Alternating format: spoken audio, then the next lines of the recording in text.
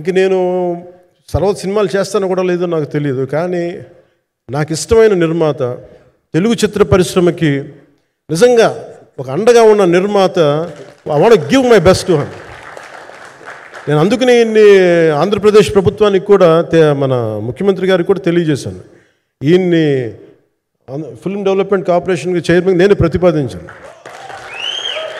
అంటే నాకేంటంటే I don't want it to be A political, ఆయన నా నిర్మాతని కాదు, ఈయన అందరు హీరోలతో తీశారు, ఈయన పాన్ ఇండియాలో ప్రతి ఒక్కరు తెలిసి ఈయనంటే ఇలాంటి వ్యక్తి ఉంటే మన తెలుగు చిత్ర పరిశ్రమకి బాగుంటుంది. అలాగే ప్రత్యేకించి తెలుగు చిత్ర పరిశ్రమ అనేది నాకు ఈ టాలీవుడ్ అనే పదాలు నాకు వాడటం నాకు ఇష్టం అన్న.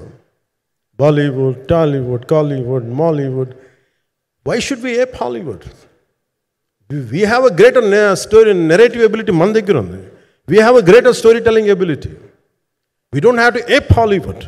We take the best practices of Hollywood, but not necessarily the name of Hollywood. వాళ్ళకున్న ప్రొఫెషనలిజం మనం నేర్చుకోవాలి, వాళ్ళకున్న కమిట్మెంట్ నేర్చుకోవాలి, వాళ్ళకున్న ప్రొడక్షన్ డిజైనింగ్ ఎబిలిటీ మనం తీసుకురాగలగాలి.